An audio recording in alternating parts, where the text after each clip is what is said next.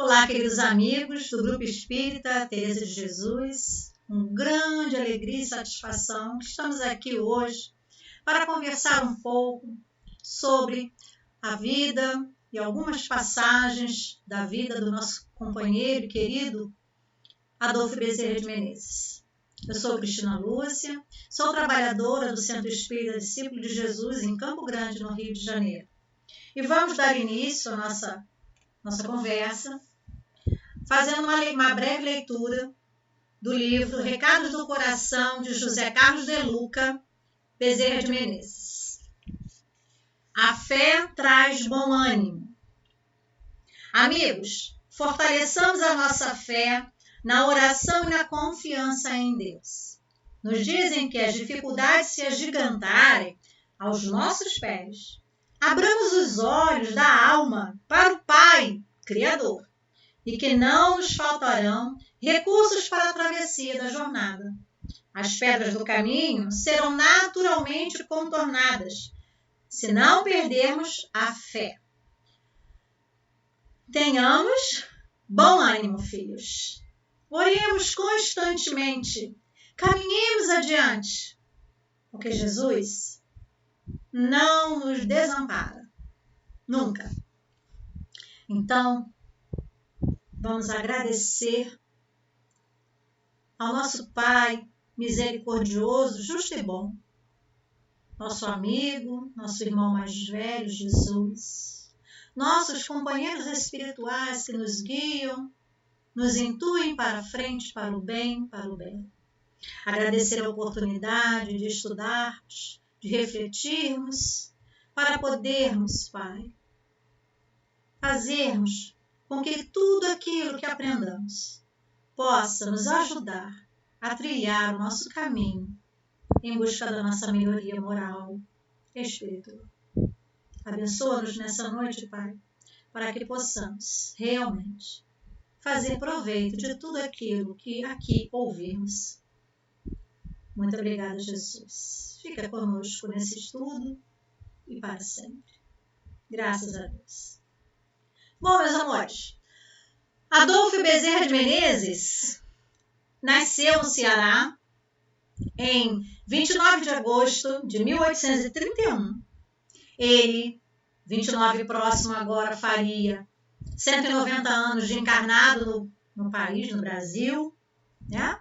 Tivemos o privilégio de ter conosco durante algum tempo encarnado um nordestino, bondoso, firme, correto, justo, caridoso, mas principalmente amoroso e com uma confiança inegável em Deus, em Jesus e em Maria. Quando ele fez 20 anos, ele veio para o Rio de Janeiro, em 1851, para estudar medicina numa faculdade pública, mas, como nós todos, precisava se sustentar, porque fazia faculdade, mas tinha um aluguel, tinha comida, roupa, por aí vai, né? Então, ele resolve trabalhar, dando aulas para os companheiros que precisavam, principalmente para aqueles que queriam ingressar na faculdade, né? Era um concurso muito difícil, como é ainda hoje. E ele dava aulas, mas, em certo momento, essas aulas não estavam lhe rendendo o dinheiro necessário. E ele estava com uma preocupação de pagar o aluguel. Não tinha o dinheiro para pagar o aluguel. E ele ora a Maria fervorosamente e pede que ela interceda junto a Jesus para que ele encontrasse um trabalho, alguma coisa que pudesse render-lhe algum dinheiro para pagar o aluguel. E bate à sua porta um rapaz, pergunta se ele é o professor Adolfo Bezerra de Menezes e lhe pede aulas de matemática. Bezerra fica meio assim porque ele não era muito fã de matemática, mas ele necessitava. E ele aceita, combina o preço com o rapaz, e o rapaz faz questão de pagar adiantado. Ele não precisa, não, mas faço questão e ele aceita. E fica marcado para o dia seguinte a sua aula, E quando o rapaz vai embora, ele olha o dinheiro e a quantia exata para quitar o seu aluguel atrasado. Exata. E é claro, sabemos, muitos aqui sabem, que o aluno nunca apareceu. Né? Então, mais uma vez, a gente vê que quando rogamos a Deus com bom coração, com firmeza de propósitos, com boa intenção, porque Deus conhece as nossas intenções, nós somos atendidos. Às vezes, nós é que não escutamos ou não percebemos, distraídos que estamos sempre, nós não escutamos a resposta. E Bezerra, ele vem nos mostrar durante toda a sua vida que nós não estamos desamparados. Acabamos de ler aqui na leitura inicial o finalzinho. Jesus não nos desampara. Não estamos nunca largados ao léu. Mas precisamos ter fé. Por isso que eu fiz questão de fazer esta leitura sobre a fé. Porque a fé de Bezerra de Menezes era muito grande, firme, pomposa. Bom, ele, como muitos de nós que fizemos faculdade, quando ainda não tinha internet, estudávamos, e ele, é claro, a seu tempo, na biblioteca. Biblioteca que lhe fornecia lá os livros que ele necessitava, porque o dinheiro já era curto para pagar as contas. Imagina comprar livros e livros de medicina, que continuam ainda hoje muito caros, inacessíveis a muitos. Então, eu estudava na biblioteca. Mais uma vez, mostrando um espírito humilde como nós, necessitados de vivenciar as situações do dia a dia, sem privilégios. Não teve. Muito bem. Se forma cirurgião médico, entra para o exército, trabalha no exército. Mas ele também abre, um consultório para atender pessoas que podiam pagar e um outro para atender aqueles necessitados em que ele não cobrava consulta alguma.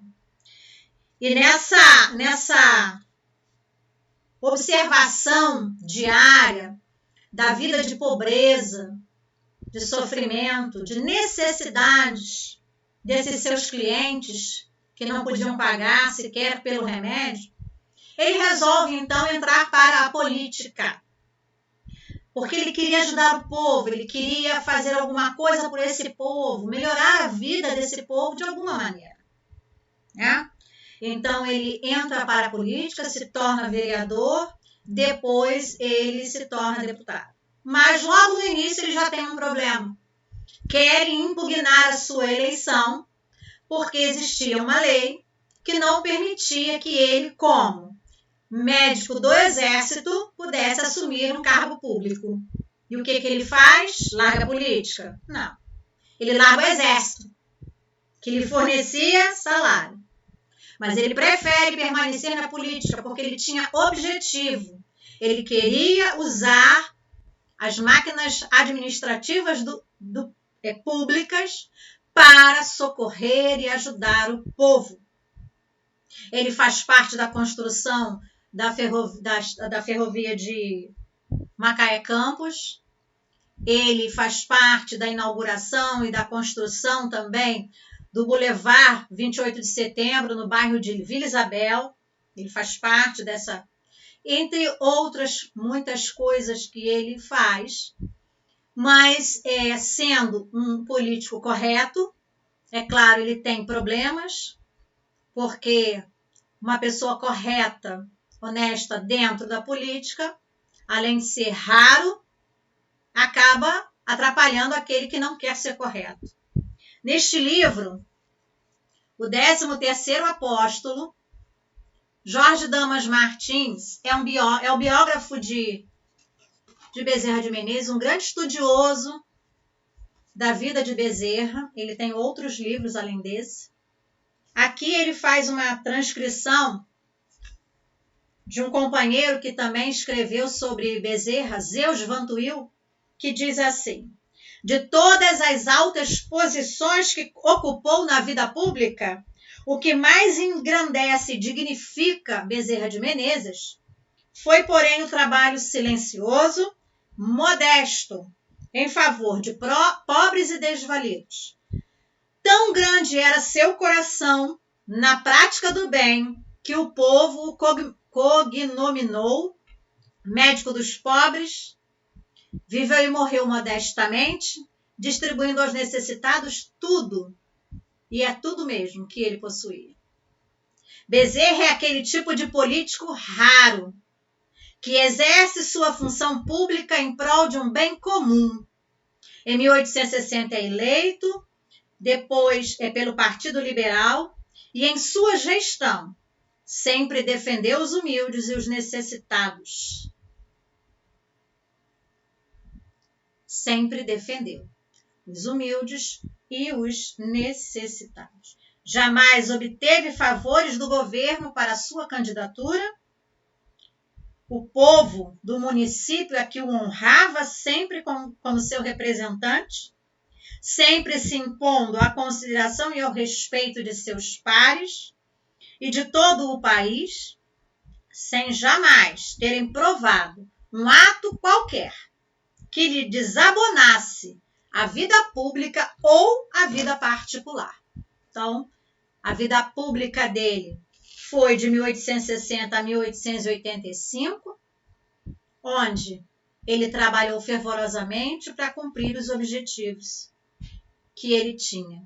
É claro, muitas vezes teve problemas, mas muitas coisas também conquistou. E aí cada um vai seguir aí para descobrir o que ele fazia na política. Bom, Bezerra teve 2 casamentos. O primeiro casamento com Cândida, ela com 14 anos, teve 2 filhos. Aos 19 ela desencarna. Sua meia-irmã ajuda Bezerra a cuidar dos pequenos, 2 crianças pequenas. Ele já envolvido na política, médico, trabalhando com seus consultórios, então ele precisa de ajuda, e nesse cuidar e esse envolvimento eles acabam casando-se em 1865, ela também com 14 anos, e viveu ao seu lado até que ele desencarna em 1900.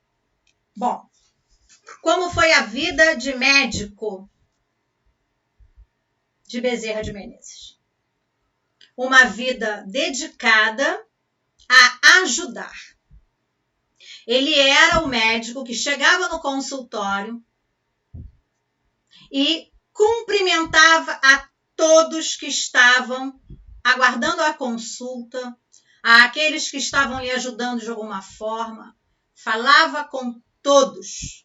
Já ali passava energia positiva, sorriso, acolhimento. As pessoas já começavam a melhorar ali, porque a energia que ele passava para as pessoas era tão grande, de tanto amor, que as pessoas já recebiam aquela energia, aquele primeiro impacto, antes mesmo de entrar no consultório já se sentiam melhores. Existem várias histórias da sua vida de médico. Uma que fez parte do filme, que é a do anel de formatura, que uma mãe vai consultar seu filho e ele muito doente, a criança muito doente, ele passa a receita e aí acontece, ela fala assim: meu amigo, eu não tenho dinheiro sequer para comprar comida, quiçá remédios. E ele bate o bolso e nada, não tem dinheiro, mas tem um anel e ele dá para ela. Vende e compra o que você necessita. Em outro momento, ele está com um dos filhos adoentado, com febre em casa.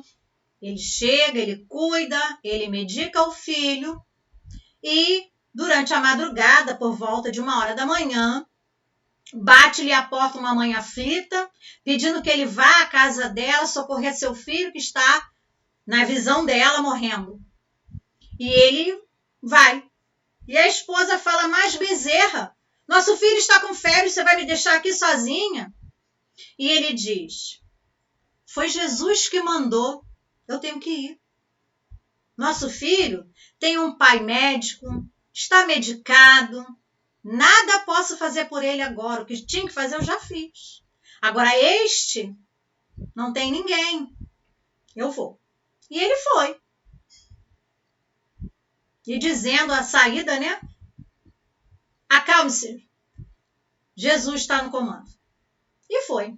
Cuidou da criança e quando retorna à sua casa, a criança já não está mais com febre, o filho está bem, está tudo tranquilo. Tamanha energia, confiança de Bezerra em Jesus. Uma confiança inabalável, que era que nós deveríamos ter também, né? Seria tão bom que nós tivéssemos a confiança em Deus, em Jesus, em Maria, que Bezerra tinha. Nos ajudaria bastante. Mas conhecer a sua história, e é claro, aqui em 40 minutos eu não vou contar a história dele, eu vou contar detalhes, mas quando a gente pega esses livros e conhece a sua história mais profundamente, a gente vê o tamanho da grandeza espiritual que este companheiro tinha e ainda tem. Porque ele ainda está no plano espiritual olhando por nós. E o interessante é a frase que ele usa. Foi Jesus quem mandou. Que nos remete a raciocinar e a refletir sobre o trabalho que nós temos na casa espírita. Quando recebemos uma tarefa, não é o presidente da casa que está pedindo a gente. Ele está sendo utilizado por Jesus para pedir a nossa colaboração. Porque o trabalho é para Jesus. Então, quando nós colocamos uma água, abrimos uma casa, fazemos uma limpeza, nós estamos trabalhando para Jesus. É Jesus quem manda. E a gente deve obedecer sem reclamar. Mas, infelizmente, a gente sabe que não é isso que acontece. Muito difícil, né? É aquele ensinamento de Jesus, né? Muitos chamados, mas muito pouco escolhidos, porque poucos têm vontade firme de trabalhar.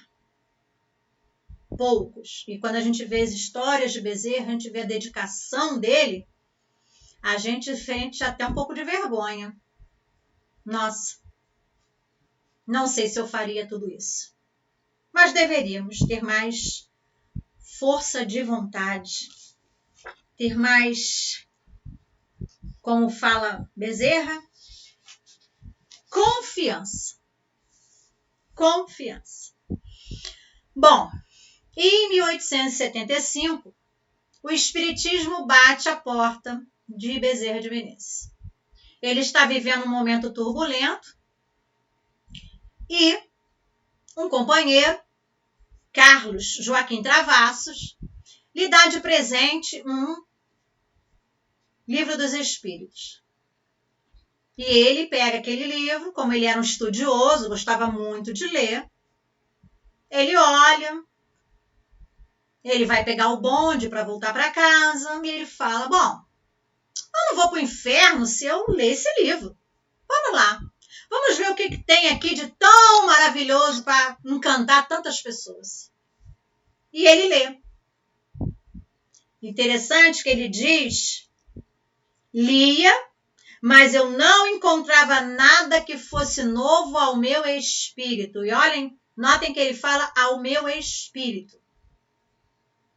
Quer dizer, tudo aquilo que ele estava lendo no Livro dos Espíritos já estava no seu íntimo, guardadinho, só esperando o tempo para desabrochar.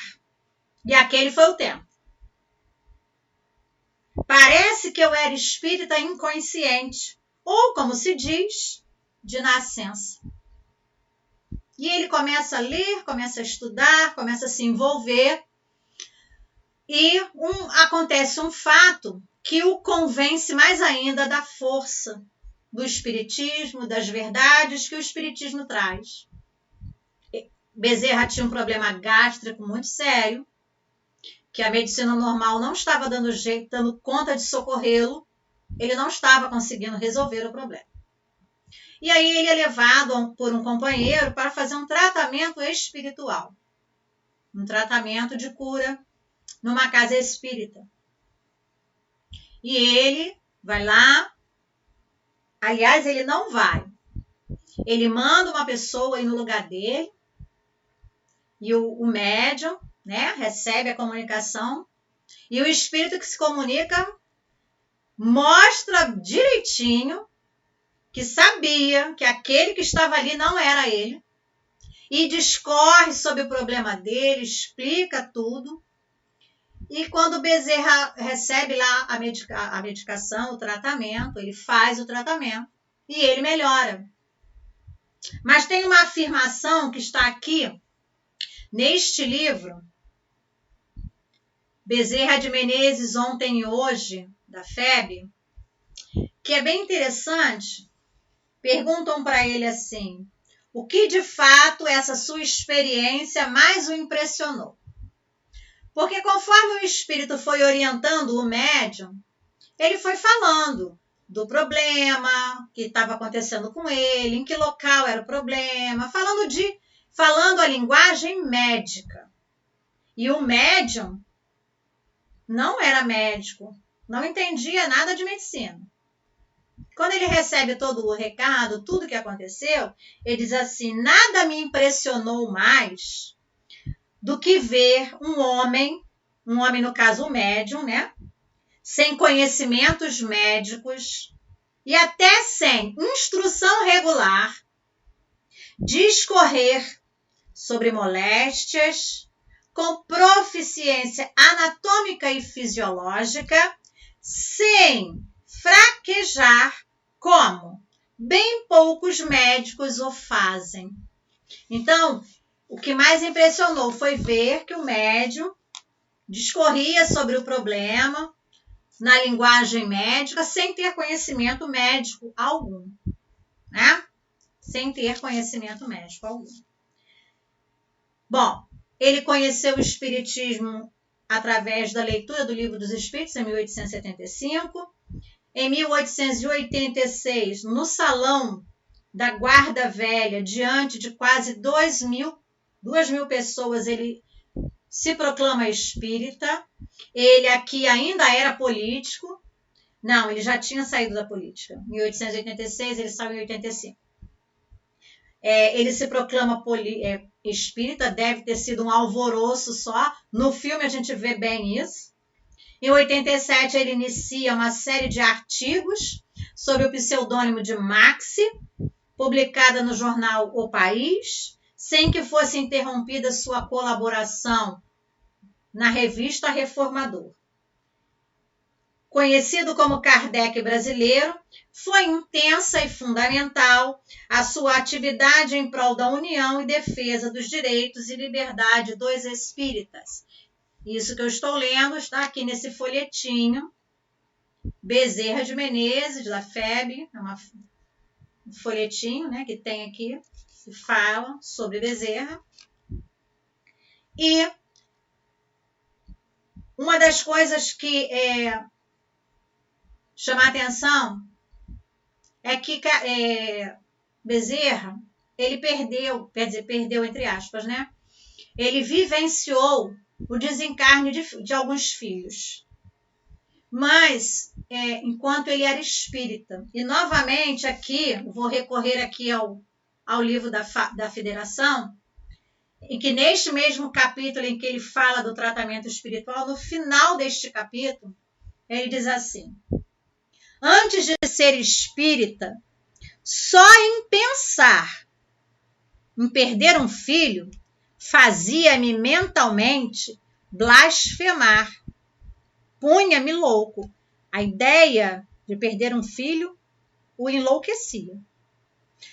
Mas depois que me tornei espírita, tendo perdido 4 filhos adorados, depois de criados, louvando e agradecendo ao Pai de amor ter provado, por aquele modo, minha obediência aos seus sacrossantos decretos.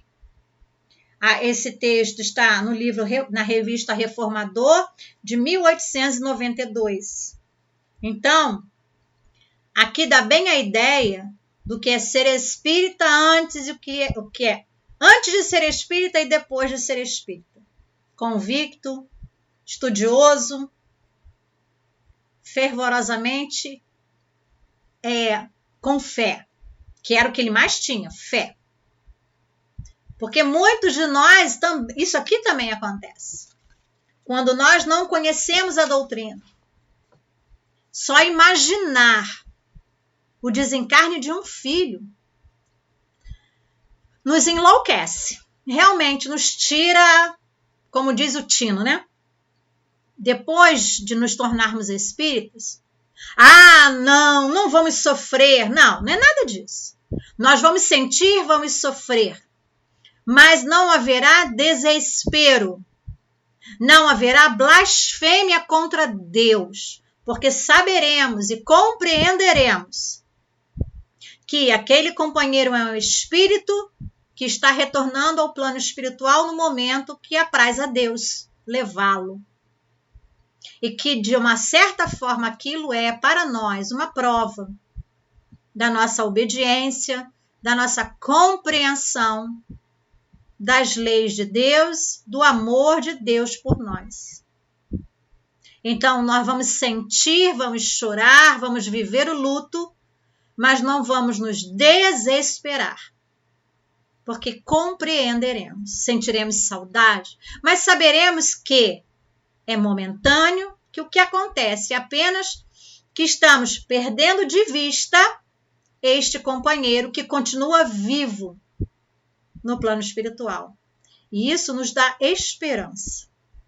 Então faz muita diferença a compreensão da doutrina espírita.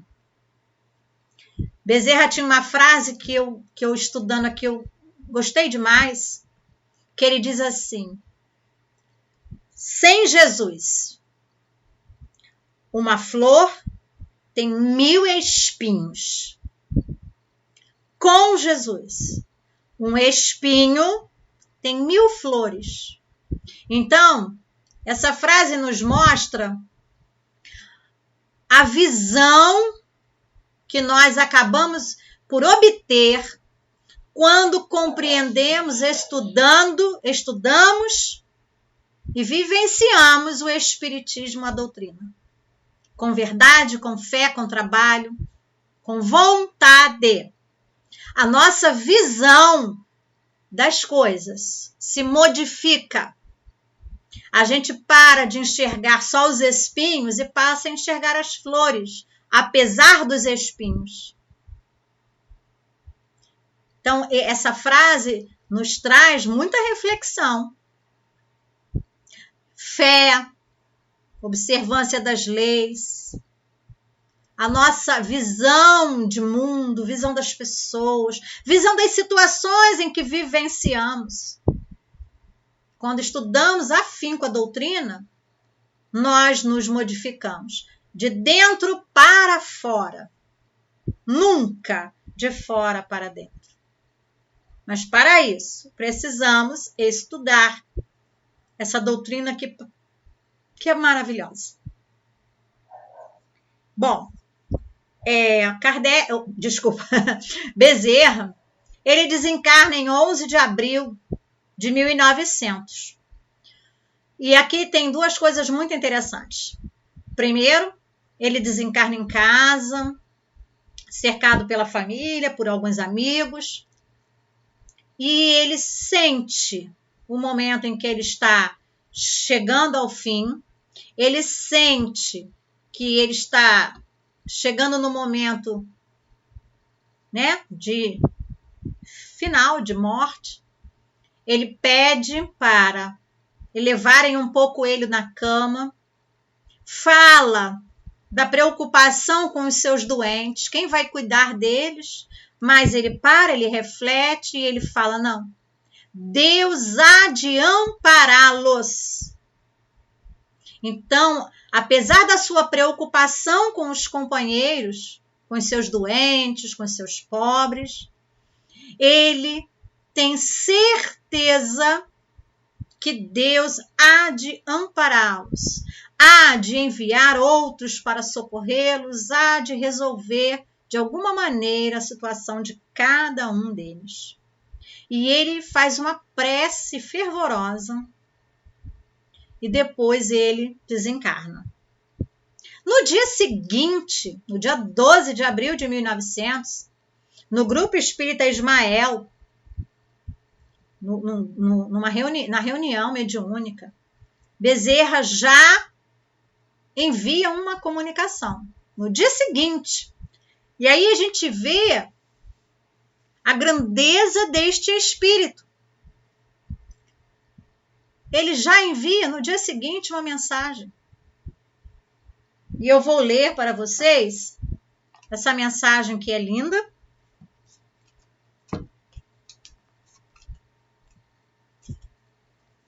Que diz assim. É um trechinho só da mensagem, tá? Eu agradeço, sincera e emocionadamente, as vossas preces e as vossas homenagens ao meu pobre espírito. E vos peço, irmãos queridos, para colocardes essas flores luminosas de vossas almas aos pés de Jesus, nosso Senhor, que tudo merece, porque é com Ele e para Ele que devemos viver para ganharmos nossa maior e gloriosa batalha. Muito obrigada, irmãos queridos. Que Deus vos abençoe, que Jesus vos ajude e que Jesus, o nosso anjo tutelar, protetor querido, vos proteja hoje e sempre.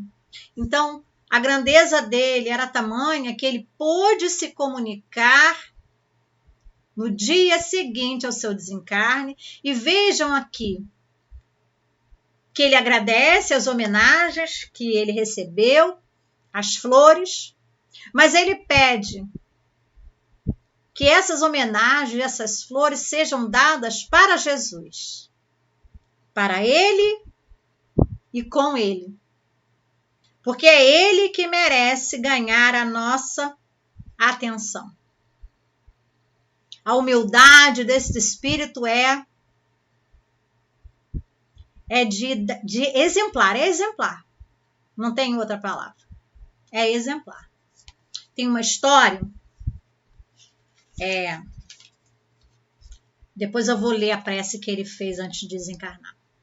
Tem uma história que conta que ele, saindo de um grupo espírita, ele encontra um companheiro sujo, adoentado, e esse companheiro pede ajuda a ele. Ele está com febre, a família está doente, ele está desempregado. E Bezerra procura no bolso, procura daqui, só tem um bilhete do bonde. Tem nada. E ele fica tão chateado que não pode ajudar financeiramente aquele amigo. E ele fala assim, meu amigo, você tem fé? Fé em Jesus? Ele tem muita. Então vem cá, vou te dar um abraço. E ele dá um abraço. Um abraço. E ele transmite tanto amor, tanta energia positiva naquele abraço. Depois ele diz ao amigo, vá para sua casa, abrace sua família, dê as mãos, orem juntos, bebam a água e vai dar tudo certo. E ele vai embora, o amigo vai embora. E ele fica triste, fica pensativo, mas isso passa um tempo. Depois de um tempo, o rapaz procura Bezerra. Eu vim lhe agradecer, porque naquele dia, aquele seu abraço foi tão confortador. Eu cheguei em casa e fiz o que o senhor me pediu, abracei minha família, abracei meus filhos, minha esposa, fizemos uma oração, bebemos a água E aquela água nos fortificou, dormimos bem. No dia seguinte, saí a bater as portas em busca de emprego e bati a uma porta que me acolheu e me forneceu um emprego, e hoje eu estou empregado, podendo ajudar e socorrer minha família. E Bezerra, vocês fazem, eu não consigo imaginar o sentimento que ele passou naquele momento de agradecimento a Deus e a Jesus, porque através de um abraço ele pôde socorrer um companheiro. Sabe, no Evangelho segundo o Espiritismo tem lá caridade material e caridade moral, não é? E às vezes a gente diz, eu sou tão pobre que eu não posso fazer nada para ajudar ninguém. E aí vem Bezerra e mostra que um abraço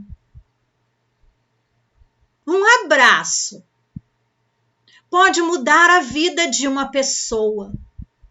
E a gente acha que não pode fazer nada porque não tem dinheiro. Nem sempre, meus amigos, o dinheiro resolve. Às vezes ele atrapalha. Muitas das vezes um olhar. E hoje em dia temos que conviver com as pessoas usando uma máscara que só fica o nosso olhar. Mas dizem que o olhar, né, é a janela da alma. Então, muitas das vezes, um olhar caridoso, um olhar complacente, amoroso, pode enviar tanta energia e ajudar alguém. E às vezes a gente nem sabe, porque se aquele amigo não volta para falar com ele não saberia do grande bem que ele causou àquela família. E a gente fica imaginando quantas vezes ele fez isso e ele não sabe, não sabia, né, encarnado, o bem que estava fazendo, quando ele chegava no consultório e falava com aquelas pessoas, que apertava a mão, que dava abraços, que olhava com amorosidade. Então, essa é a mensagem. Vamos amar mais.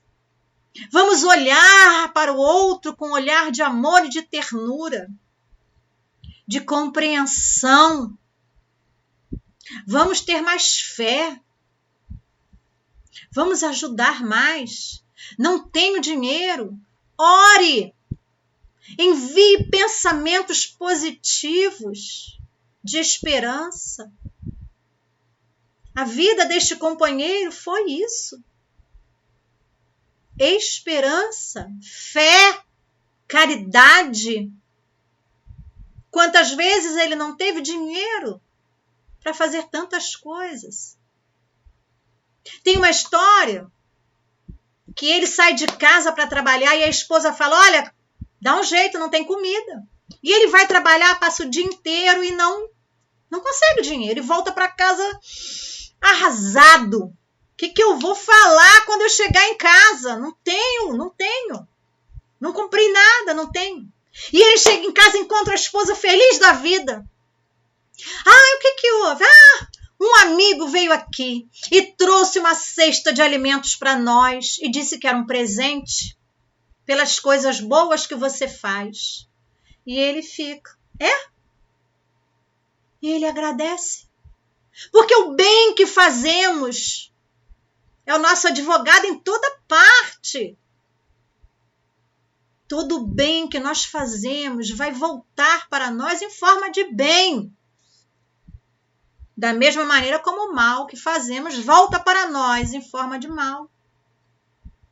Reflitamos, amigos, o que estamos fazendo com o nosso tempo, com o nosso olhar, com as nossas palavras, com o nosso pensamento.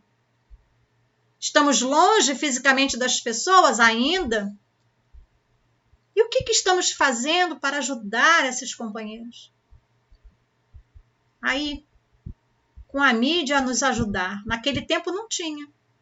Hoje nós temos tanta facilidade e não fazemos nada. Eu vou terminar o nosso estudo de hoje lendo para vocês a oração que Bezerra faz antes de desencarnar. Vejam a beleza disso.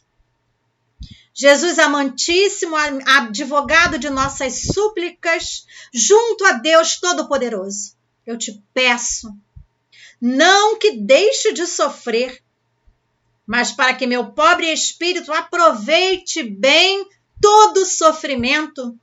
E por fim, eu te peço pelos meus irmãos que ficam, por esses pobres amigos doentes do corpo e da alma, que aqui vieram buscar no teu humilde servo uma migalha de conforto e de amor. Assiste-os por caridade, Deus. Dá-lhes a tua paz, a paz do Cordeiro de Deus que tira os pecados do mundo.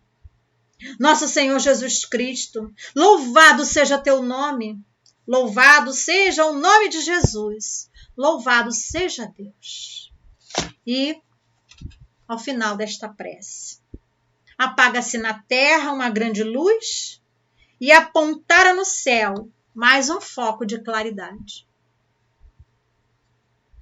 Sigamos, companheiros, em frente, lembrando dos exemplos que recebemos nesta doutrina de amor, que possamos fazer dos nossos dias, das nossas horas, também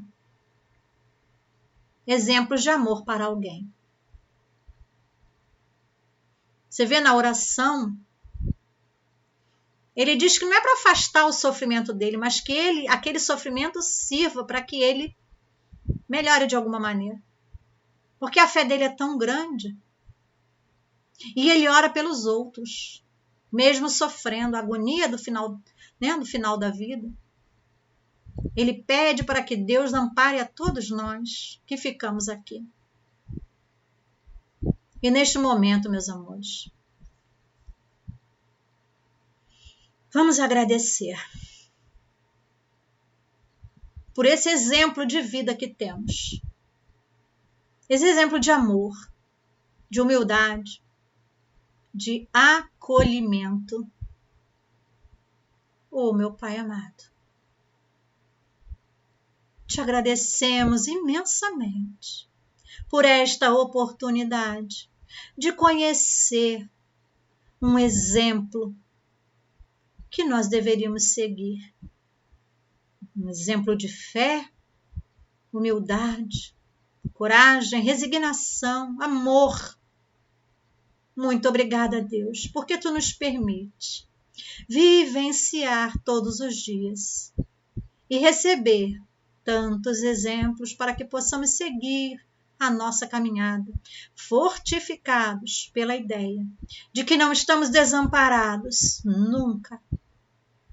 E que tu, Deus poderoso Pai, nos embala como um filho e que nosso irmão querido nos guia.